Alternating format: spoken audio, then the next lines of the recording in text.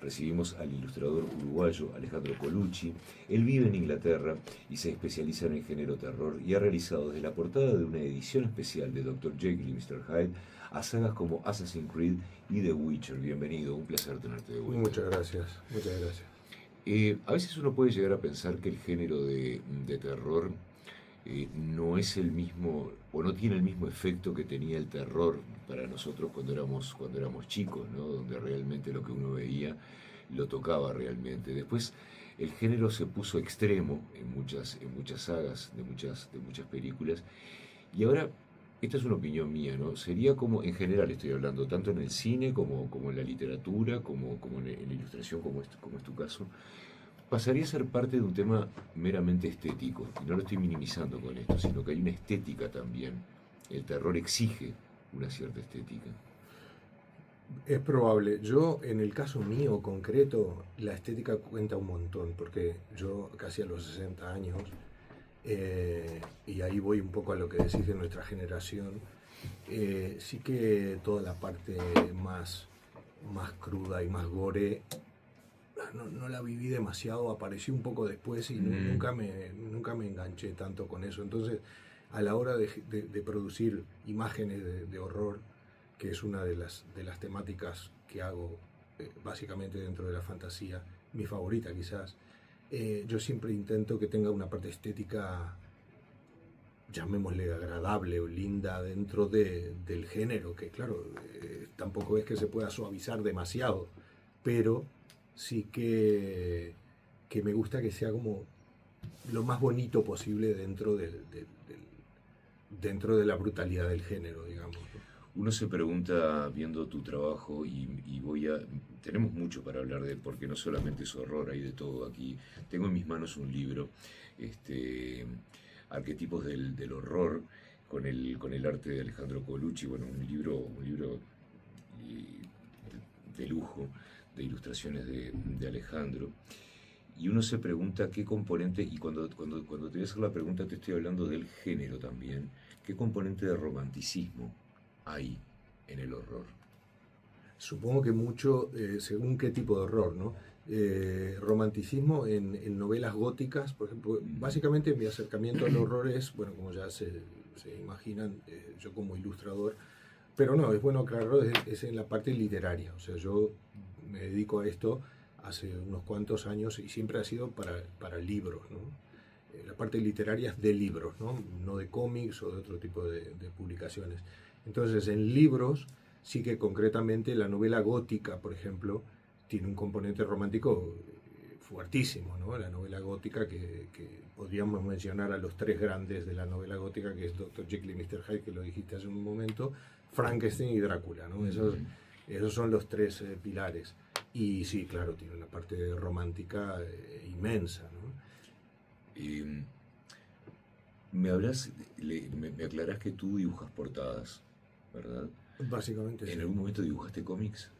¿O quisiste hacerlo? Quise hacerlo, sí.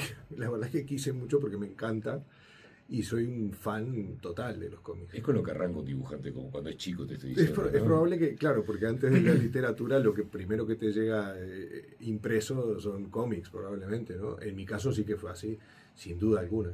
Y como fan, sí lo intenté, claro, lo intenté. Yo dibujé algunas páginas para una revista uruguaya que creo que se llamaba Medio Tanque. Salió una publicación muy independiente, así muy amateur, hace añares. Medio Tanque, hice algunas páginas dibujadas que me daban un poco de vergüenza. Hasta Daniela, mi esposa, me ayudaba a entintar algunos negros plenos, me acuerdo. Y después hice otro intento, muchos años después, que yo ya era un poco más talentoso, pero aún así nunca pude llegar al tema. Pero te pregunto, porque no es por falta de talento, pero a veces pasa que es el estilo de trabajo de uno. Entonces uno puede decir, mirá, ¿sabes lo que pasa? Yo me enrosco tanto a dibujar que soy muy lento para lo que el cómic exige, ¿entendés? Viste que te exige una dinámica que Sí. capaz no la podés cumplir porque vos te centrás en una obra y ahí es donde pones todo. Es que yo creo que la clave, como mejor se define, es que yo me expreso mejor, como ilustrador, me expreso mejor en una sola imagen. O sea, mi trabajo está orientado a, a mostrar algo lo mejor posible, narrar, pero en una sola imagen. Entonces en el cómic, que es un arte narrativo en el que te tenés que extender y explicar las cosas cuadro a cuadro, es donde yo no encajo. Hice el esfuerzo porque como fan sí que me encanta, pero como artista, como profesional no puedo. No puedo extenderme en secuencias. Siempre tengo la impresión de que de que una persona como vos, un ilustrador profesional como vos, obviamente arrancó de chico porque este es un talento innato. ¿Ah? ¿Recordás tu primer gran dibujo?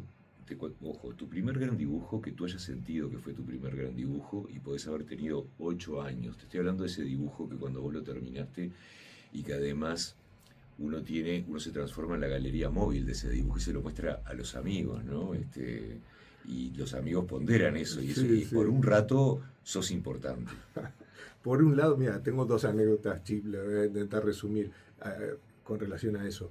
Uno es que mis compañeros de la escuela, la Sagrada Familia, de acá en la Guada, ellos recuerdan que yo era un dibujante buenísimo. Yo, para mí, no. Yo pensaba que más o menos todos dibujábamos igual en aquella época, ¿no? Y ellos me dicen, estás loco, estás loco. Cuando me encontré con ellos hace unos años, me dicen, no, que vos dibujabas mucho mejor que los demás. Entonces, se ve que sí. Yo no me daba cuenta, pero se ve que sí. Ahora, mencionando un dibujo, como decís vos, más que a los 8 años, como dijiste, fue a los 18 años, imagínate, bastante, porque ese es el que tengo un recuerdo que fue el dibujo como que me iba a cambiar la vida. Fue lo siguiente, a los 18 años empecé a estudiar dibujo. Pese a que, por supuesto, dibujaba desde niño, pero ahí empecé a estudiar dibujo en una academia que se llamaba Continental Schools, que estaba en la calle Ejido. La famosa, Sí, por la cara que pusiste, sí. la Continental Schools, aquella famosa que era de clases por correspondencia. Aprenda a dibujar por correspondencia. Bueno, en Uruguay, como éramos chiquitos, como somos un país chico, la Continental Schools también era por correspondencia, pero había clases personales, cosa que no había en otras partes del mundo, era solo por correspondencia. Entonces fui, me apuntó, me comentó mi madre, hay una escuela, ¿y querés? Y ahí fui, 18 años, y ya no era tan niño. Entonces mi profesor de toda la vida, Álvaro Fontana, que lo adoro, un referente para mí, no solo en lo profesional, sino en lo personal, me dijo, me puso un busto del David, de la cara, de la cabeza del David. Y me dijo, hacelo pero rápido, no te entretengas mucho en detalle, no sé qué. Y lo hice, nada, en 3 minutos. Se lo mostré, me dijo, bueno, tampoco tan rápido, tómate un poco más, 15, 20 minutos o algo. Entonces, bueno, pues ahí lo hice con más precisión, con sombras, con cosas. Y cuando lo vi, y él también lo vio, muy bien, me dijo. Y cuando lo vi dije, ya está, esto es lo que quiero hacer de acá para adelante, porque me di cuenta, fue como pocas veces, viste, que cosas que te hacen clic, esa realmente me hizo un clic potente. A veces vos sos de una generación que para poder desarrollar ese talento tenías que tener suerte. Y cuando hablo de la suerte te estoy hablando del entorno familiar, porque somos de una generación donde no siempre el entorno familiar iba a entender el amor por la música o el amor por el arte. Teníamos que ser médicos, abogados, o como pasa hoy, jugadores de fútbol también podía ser. Ser artista en cualquier disciplina era bravo que hubiera un apoyo. Y quizás vos tuviste suerte en ese sentido y capaz que tuviste o una madre o un padre, ambos o lo que fuera, que te compraban la enciclopedia de pintores que salía todas las semanas, es decir, que te desarrollaban desde su lugar. Sí, yo me crié con mi madre y mis abuelos maternos porque mis padres se divorciaron cuando yo era muy chico, pero tanto mi padre, que yo lo seguí viendo durante toda la vida, tanto mi padre como mi madre y mis abuelos, todos, nunca vi que me hubieran puesto objeciones al respecto. Sí que encontré objeciones al comentar, pero en otra gente, conocidos, primeros trabajos que tuve de pibe, y la típica frase de, pero ¿y qué querés ser de vos? ¿A qué te querés dedicar? Y yo, a dibujante, yo quiero ser dibujante. Y yo, ¿cómo dibujante? ¿Pero de qué querés laburar, no? Sí, de dibujante. Entonces sí que estaban esas frases que no... Pero no, ya te digo, en mi casa, mi familia más cercana, no, nunca pusieron pegas en el respecto. Y sí que yo tuve muchos cómics y libros y de todo, o sea, sí que tuve fuentes de inspiración. Por ejemplo, a mi mamá le encantaba el cine, era una apasionada del cine y me transmitió eso, que también fue una influencia linda para un ilustrador. También las películas, por supuesto, es una cosa importante. Y mi viejo siempre le gustó mucho el tango, y mi tío era un dibujante muy bueno, me acuerdo, mi tío paterno. Y bueno, entre poco influencia de eso, y bueno, después todo lo que uno va viendo en la vida es que al final llegué a lograrlo, ¿no? Sí, y en una época más difícil, ¿no? Repito, eh, eh, no había mucho para desarrollarse acá en el Uruguay. Creo que quienes amamos el dibujo y a quienes nos gustan estos géneros, vos corregime si estoy equivocado, pero la gran referencia que teníamos era la de Eduardo Barreto, que había logrado salir del país para dibujar para la DC y para Marvel, nada más ni nada menos, y que claro, que se había jugado de ir hasta allá, digo, capaz que habrá mandado algo por correo en algún momento, pero no era como ahora, es decir, uno era una especie de Kwai Chan Kane, de Kung Fu de la vida, viste, que iba con la mochila caminando y diciendo, bueno, acá voy a dejar esto, acá voy a dejar esto otro para ver qué es lo que pasa. Es como un pescador de océano prácticamente, ¿no? Sí, no, sin duda. Mira, mencionando a Barreto, concretamente ahora, que vinimos en esta estadía, estamos parando en la casa de un amigo, un gran amigo mío, Claudio Moreno, que le mando un abrazo, que fue el último ayudante de Eduardo Barreto, Mirá, mi gran amigo personal, mirá. porque sabes que falleció hace unos Sí, años. sí, yo ya sabía, sí. Y sí, Barreto fue un referente enorme sobre todo para los del cómic, ¿no? Para Sí. los que se dedicaron al cómic. Pero sí, totalmente, porque en aquella época yo empecé a trabajar profesionalmente en el 90, y sí que es verdad que no había muchos caminos, muchas cosas para elegir. Como dibujante, vos querías ser un dibujante excluyendo a las artes plásticas, porque si eras un pintor, es otro mundo, es otro planeta ese, que no sé, nunca me vinculé, nunca, no sé cómo funciona directamente. Pero dibujante a nivel más editorial, de cosas impresas, ¿no? Bueno, después salieron los videojuegos, pero bueno, en aquella época de cosas impresas podías dedicarte, aunque no sé si vivir de eso, a caricaturista, por ejemplo, para medios de prensa, para diarios. Podías arriesgarte al cómic, porque claro, Barreto sí que fue un tipo que marcó una época, pero costó mucho para que vinieran otros y siguieran esa rueda que él inició, o laburar en publicidad. Y eso fue el camino mío fue publicidad. O sea, yo arranqué en el año 90 en Ímpetu, la agencia de publicidad de Ímpetu. Después pasé por dos más, Ferrero, Cámara, tres más. Y viceversa, que fue la última, hasta el 2002 que me fui. Entonces era un ilustrador publicitario, hacía bocetos antes de las computadoras, ¿no? Sí, sí, sí. Hacían a mano las cosas, querías mostrar una campaña, algo a un cliente, había que dibujarlo para que se hiciera una idea. Y hacía eso, y después con los años, porque trabajé en eso 12 años, del 90 al 2002, y pasé a diseñador gráfico, digamos. No estudié nada de diseño, pero trabajando en agencia de publicidad fui aprendiendo un poco. Entonces, al final, digamos, de mi vida en Uruguay, que fue el 2002, era como un ilustrador y diseñador gráfico. Esta es una de las pocas profesiones, me parece a mí, y siempre, le cuento a la audiencia y te aclaro a vos, que me quedo, Alejandro, en el ámbito artístico siempre, pero debe ser una de las pocas disciplinas artísticas en las que los artistas se maravillan de lo que hace otro, ¿no? Hay poco celo en ese sentido, En mi caso, sin duda, pero te maravillas de lo que hace el otro. totalmente. Y que hay un momento de la vida en el que tenés que agarrar tu camino, tu personalidad, para no querer hacer lo que hace el otro y decir, bueno, yo voy a hacer como pero en lo que hago yo. Sí, sí, totalmente. Y ahí es donde para mí está la diferencia entre influencia e inspiración. En el caso mío personal, yo tuve muchísimas influencias, como todos, ¿no? Muchísima influencia e inspiración de un montón, ¿no? Y admiré, como vos decís, y admiro a muchísimos colegas. Pero en el caso mío concreto, sí que se dio más la inspiración que la influencia, porque yo puedo citar a un montón de cosas que fueron influencias mías, como Doré, por ejemplo, de Gustave Doré, o Frank Frazetta, o millones en el cómic, porque me gusta mucho Alberto Brecha, Safino, un montonazo, pero sin embargo mi laburo no se parece en nada a ellos.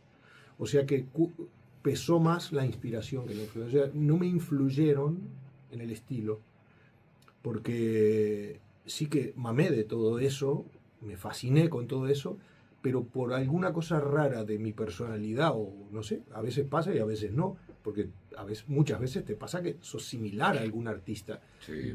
Podés mencionar tanto en la música, en la pintura, en lo que sea, varios similares. Y el trabajo mío es como que no tiene mucho similitud con otros. O sea que sí que produjeron una inspiración fuertísima, fuertísima, muchos, ya te digo, y no solo en las artes plásticas, también hasta en la música, el cine, en lo que sea, pero para bien o para mal, no lo sé, mi trabajo no se parece demasiado a otros. Eso está bueno.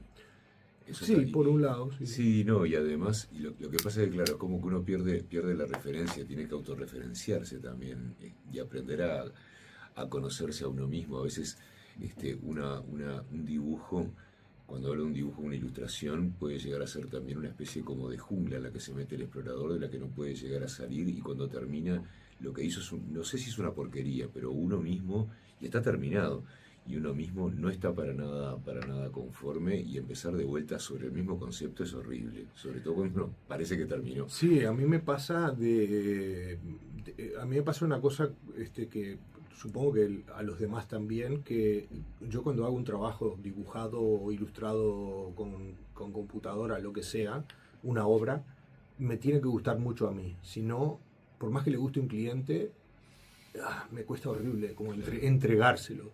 Y entonces lucho para que realmente me convenza mucho a mí. Sin duda, claro, yo he hecho 1500 portadas de libros en mi vida y no sé cuántas más ilustraciones para interiores, de todo. Entonces, sin duda que a veces pasa claro, los trabajos que haces, no todos te complacen al 100%, ¿no? Y sin embargo, de repente a determinado autor o editorial le encanta. Y a mí, claro, lo entrego, pero un poco a regañadientes, porque yo sé que, bueno, podía haber sido. Lo que pasa es que, claro, son mil condicionantes que hay que no podés influir uno mismo como artista en todas. ¿Cuándo se deja de retocar un dibujo?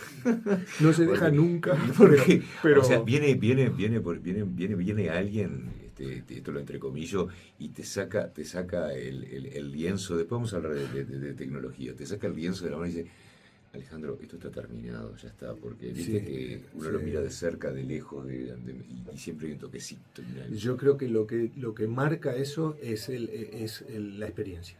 Porque podés no parar nunca, que hay mucha gente que le pasa, ¿no? No podés no parar nunca.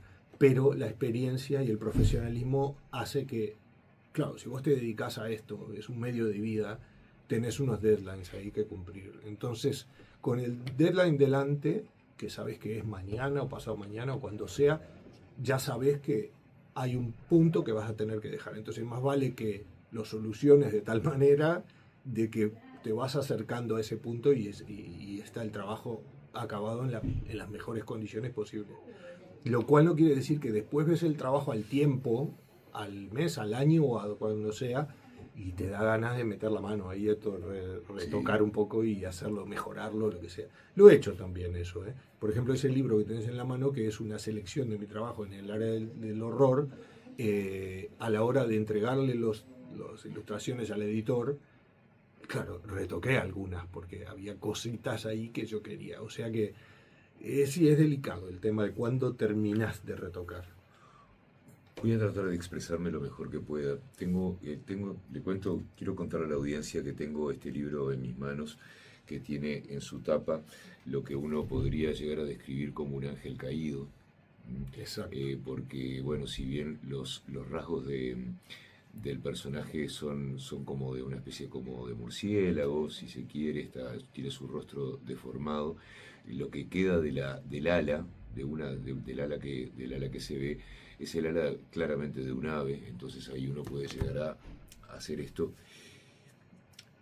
Y a veces De un ave o de un murciélago podría ser. podría ser, pero a mí la forma... Es más un ala de un ángel. Por eso Como un lo ángel, dijiste está al bien, de un principio. ángel. Está, pero lo que pasa es que quería tratar de escribirlo bien, pero es un ángel caído, estamos de acuerdo. Totalmente. ¿Cuánto hay de moral? ¿Cuánto hay de las creencias? Pero te estoy hablando de las creencias de lo que está bien y lo que está mal, de lo que es la evolución de la personalidad, de los pensamientos de Alejandro, ¿no? De la persona. ¿Cuánto hay del interior del artista en este tipo de obra, porque acá no estamos hablando de un monstruo, por decirlo, por reducir la descripción de una manera. Estamos hablando de una historia, estamos hablando de una trayectoria que queda plasmada, lo anterior solamente vos lo sabés, pero hay todo, por lo menos llegamos al último segundo, en el último minuto de la última hora de vida de este personaje, pero detrás de esto hay mucho.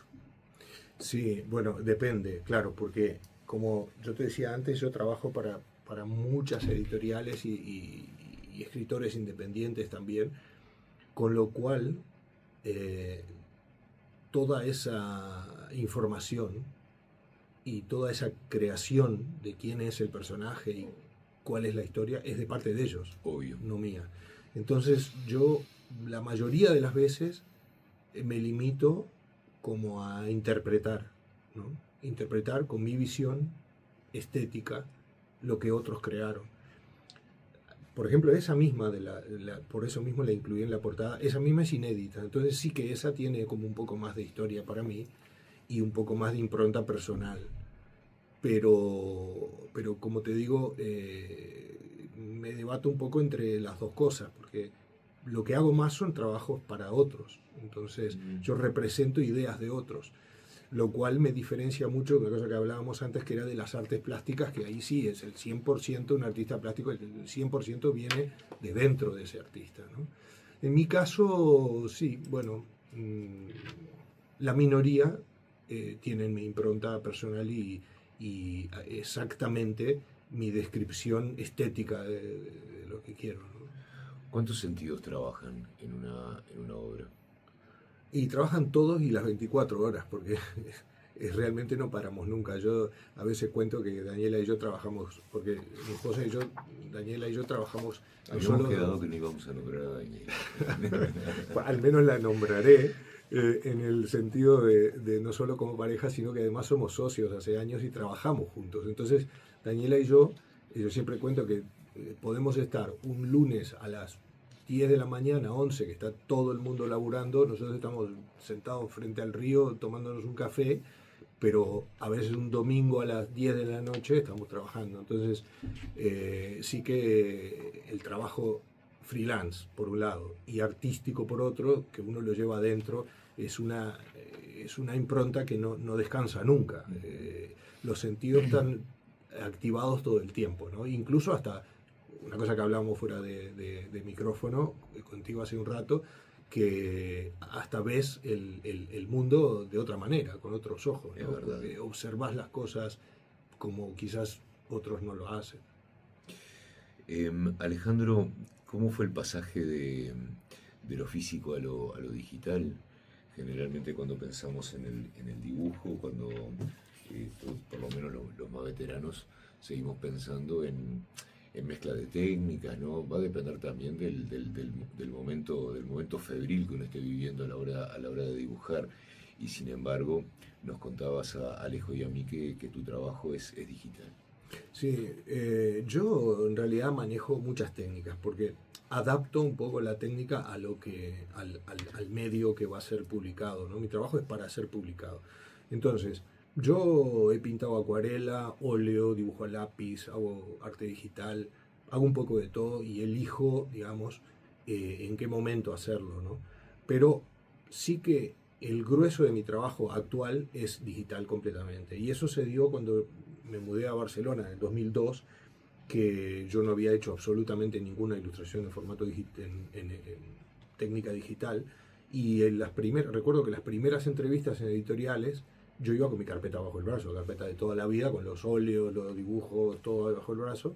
Y les gustaba mi trabajo, pero me expresaron algo que era lo que buscaba el público precisamente, los lectores de libros, porque eran editoriales de libros, novelas, ficción. Y entonces me decían que la estética que se estaba pidiendo, haciendo y pidiendo por parte de los lectores, y que se vendía muchísimo eso, era un poco como los carteles de los pósters de las películas, que sí que hay fotos de bueno, estoy hablando hace 25 años atrás, que hay fotos de los personajes, pero no es como una foto así muy pura, como que tienen un tratamiento muy plástico, muy de texturas y de añadidos, y que no es a medio camino entre una pintura y una foto. Y me dijeron si podía hacer eso. Entonces me adapté a eso. En realidad no lo había hecho nunca, pero me adapté a eso, lo empecé a hacer y después lo fui perfeccionando muchísimo, porque al final lo que yo terminé haciendo es mucho más complejo de lo que ellos me sugerían, pero fue un cambio, sí, de técnica debido al público. O sea, era la gente la que requería eso, y compraba muchos más libros que si no tenían eso en la portada. Y es increíble. Eh, ¿Cuándo es que empieza a profesionalizarse un artista? Porque un artista, una de las características que puede llegar a tener es la libertad de poder hacer lo que siente, lo que quiere en ese momento. Trabajar a pedido ya exige otro desarrollo también, ¿no? Un desarrollo profesional en el que uno tiene que salir, te digo más, quizás hasta de la zona de confort, porque quizás, no está bien que lo digamos acá, pero no estamos en Inglaterra, capaz que no nos están escuchando. Capaz que hay muchos trabajos que no te salían de adentro, pero que bueno, que es como pasa con cualquier profesión. Hay que hacerlo, hay que hacerlo y hay que hacerlo a un nivel de excelencia, y uno tiene que pasar por arriba de ese capricho, ¿no? De esa especie como de autoridad que siente que tiene el artista muchas veces de entregar su propia libertad. De hacer lo que quiere él. Exactamente. Sí, el profesionalismo creo que eso es distinto en todos, en cada uno. Yo creo que le llega en momentos diferentes a todo el mundo, porque depende de muchos factores. Yo conozco artistas grandes, profesionales de mi edad o incluso más jóvenes, digámosle, que han tenido como bueno, la condición de vivir con los padres, por ejemplo, hasta, no sé, más de 30 años, por ejemplo. Y claro, esos son el ejemplo que citabas vos, que esos hacen lo que quieren, cuando quieren, trabajan cuando quieren, el tiempo que quieren, y hacen lo que quieren, y lo que no quieren no lo hacen.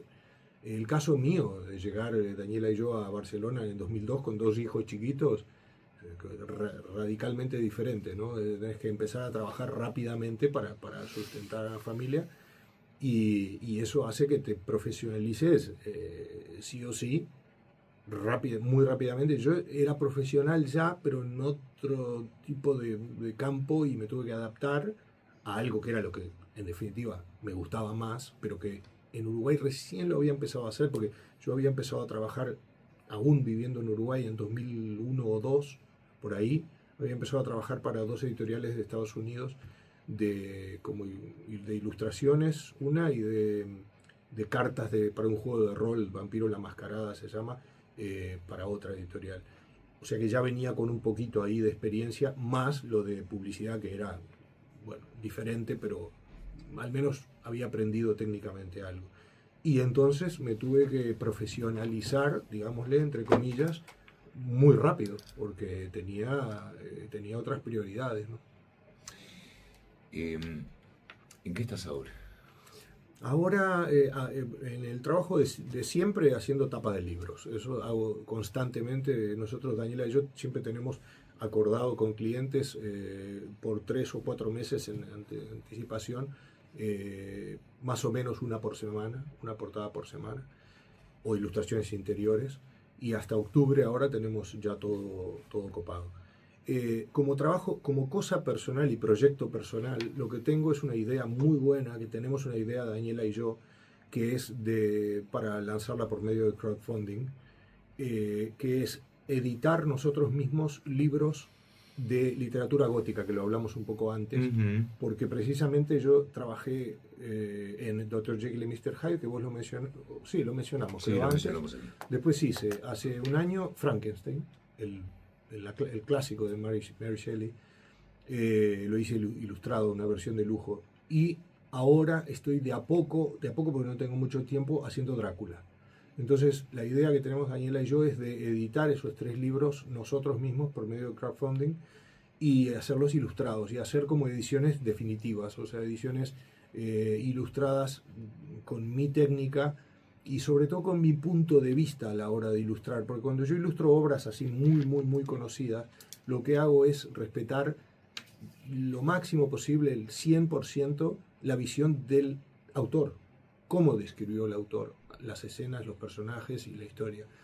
Lo cual, pongámosle Drácula, el ejemplo de Drácula, lo cual prácticamente no he visto nunca, salvo un cómic hace muchos años de Fernando Fernández, las millones de adaptaciones que hay de Drácula en lo que sea, en teatro, en cine, en cómics, en videojuegos, qué sé yo. Nunca son, nunca son muy reales, ay, ¿cómo les llamo? Fidedignas con la novela. Porque se toman muchas libertades. Y está bien, porque cada uno hace su versión. Pero lo que queremos hacer nosotros con estas obras es precisamente hacer algo muy, muy, muy fiel. Y en la base. Sí, y que sea lo más fidedigno posible y que realmente lo que estás leyendo es lo que estás mirando. Y así lo queremos lanzar, para hacer como una edición importante, grande y en cierto punto definitiva. Que el que quiera esas novelas de literatura gótica, tener una por encima de las demás y desechar las ediciones de bolsillo, las cosas que han salido por ahí que nos le convencen, que tenga esa.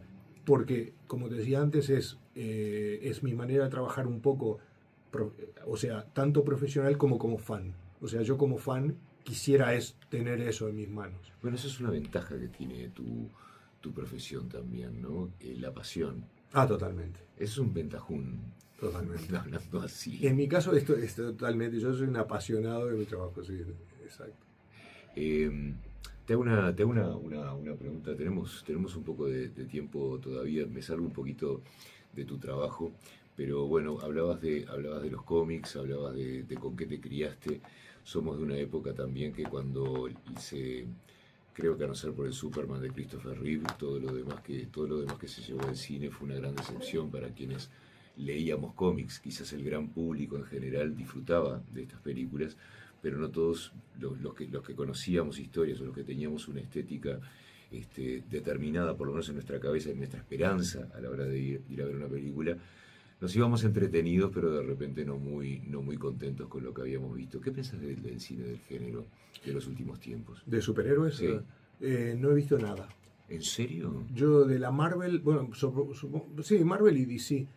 Yo creo que de la Marvel, que empezó con este aluvión de películas que saca como 2, 3 por año, no sé cuántas saca, yo creo que habré visto la primera, la segunda, y incluso ni me acuerdo cuál era, porque es que no me gustó, le perdí completamente el interés. Y lo mismo a la DC, o sea, Batman, mencionaste Superman.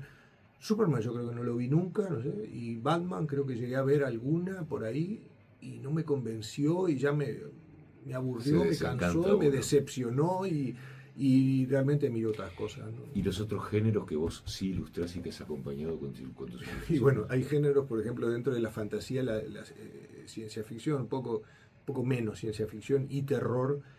Veo bastante, pero reconozco que lo que veo tampoco es lo mejor del mundo. Lo que pasa que sí que por mi profesión casi que lo tengo que ver. Hace una semana fuimos con Matías Castro, con el director de Montevideo Comics, y Claudio Moreno, mi amigo del que estamos en su casa. Fuimos a ver la película 28 años después, que tiene otro nombre en Uruguay, pero es 28 Years Later. Y la fuimos a ver al cine, de terror, de zombies, de infectados, así. Y es que salí del cine un poco, a ver, buena no es, pero la tenía que ver, porque profesionalmente lo tengo que hacer. No solo por apoyar al género, pagar una entrada, sino por el hecho de que siempre hay alguna cosa, alguna escenita, algún momento, algún frame, lo que sea, que me interesa porque me gusta estéticamente, me sirve para mi trabajo. ¿Y lo que ha hecho el cine con la estética de Giger, por ejemplo? De Alien. De Alien, sí, estaba pensando cuál película, sí, bueno, sobre todo Alien, claro. Sí, Alien me parece una obra maestra, y sí, bueno, es una criatura absolutamente fascinante, que tuve la suerte de la oportunidad de dibujarla. Yo dibujé al Alien de la segunda película, de Aliens, sí, porque se hizo un artbook de la película, porque era el aniversario, no me acuerdo qué aniversario, y me invitaron a hacer una imagen y la hice, está en el artbook de Aliens. Sí, no, la obra de Giger siempre me pareció fascinante, muy novedosa y muy eh, extraordinaria. Em, yo siempre pienso que quizás nos está escuchando alguna persona muy joven que tiene el talento o alguien allegado a una persona muy joven que tiene este talento, específicamente el tuyo. Eh, y siempre pienso que uno le puede dar una mano a alguien, a veces abrir una puertita cuando se cree que todas las puertas están cerradas. ¿Qué le diríamos a una persona que tiene este talento que es maravilloso, el de poder conectar la mente, el alma con la mano y poder expresar, ¿no? Y de hecho es como una especie como hasta de poder mágico, porque podés hacer aparecer, ¿no? Lo que Sí, vos te imaginás. lo que no existía. Y algo que no existe también. Sí, sí, totalmente. Y yo lo primero que le diría es que se lance al agua inmediatamente, porque hoy en día, por suerte, ya las fronteras han caído en el sentido de lo que hablábamos antes, que Eduardo Barreto tenía que viajar a Estados Unidos, yo también tuve que ir con una carpeta bajo el brazo. Ahora las fronteras, todo eso se diluyó por internet, que se puede acceder a todo y a todos, y a todos los países, a todas las áreas. O sea que en ese sentido va a ser mucho más fácil, tanto acceder a cosas que te inspiren, a otros artistas, a poder valorar tu trabajo comparándolo con otros, cosa que a mí en mi época costaba bastante más, y ofrecer tu trabajo cuando estás listo para hiciste algo que realmente te gustó y lo puedes mostrar muy fácilmente con las redes sociales, es el principal vehículo, ¿no? Entonces, por un lado, eso me parece que la gente tiene que apostar o sea, las individualidades es lo que más necesitamos últimamente, ¿no? Entonces, todo lo que realmente puedas hacer, que venga de dentro tuyo y lo hagas bien y lo hagas con pasión y te guste, hay que hacerlo, no hay que recluirlo ahí adentro, por un lado. Por otro lado, también apareció el gran peligro hoy en día de las inteligencias artificiales, que relacionado con la profesión nuestra puede ser una pesadilla. A mí no me afectó porque tengo ya un background, tengo un currículum, sí, y tengo un nombre, y la gente cuando busca mi trabajo lo busca un poco, o sea, lo busca por las dos cosas, por la calidad de mi trabajo y por mi nombre, porque le gusta trabajar con la persona que hizo arte para The Witcher o para Assassin's Creed. Pero los pibes más jóvenes, la gente que recién empieza, el toparse de cara con lo de la inteligencia artificial, con el nivel de calidad que tiene, puede ser durísimo. Es una cosa que hay que regularla, buscarle una ley rápidamente. ¿Dónde pueden ir a ver tu trabajo? Ahora estamos hablando para exponer mi trabajo online en mi página web, alejandrocolucci.com. Colucci con doble C. Sí, con doble C, sin H. Ahí Daniela y yo la actualizamos, la verdad, una vez al año, creo. O sea que pueden faltar algunas cosas, pero hay bastante para ver. Y tengo unas redes sociales, creo que en Instagram es Alejandro Colucci Art y en Facebook me encuentran Alejandro Colucci. Después físicamente va a haber probablemente una exposición ahora en las siguientes 2-3 semanas con mi trabajo en Montevideo. No tengo datos todavía, pero el Ateneo, por ejemplo, en el Ateneo voy a tener una charla ahí y probablemente como se dice, se proyecten algunas imágenes mías y va a ser más eso, charla. Y un poco más adelante estamos afinando los detalles para algún local, algún lugar. Se van a exponer cosas físicas, ¿no? Físicas impresas, me refiero, porque en definitiva mi arte es digital. ¿Este libro que tengo en mis manos lo podemos conseguir acá? No lo he visto acá, porque este libro salió en Inglaterra el año pasado y no existe edición en español, a pesar de que se podría intentar conseguir así como está, en inglés, pero no he visto que... No sé, bueno, claro, es un nicho muy específico, ¿no? Es un nicho dentro de de los ilustradores, dentro de la fantasía y más adentro todavía el horror, ¿no?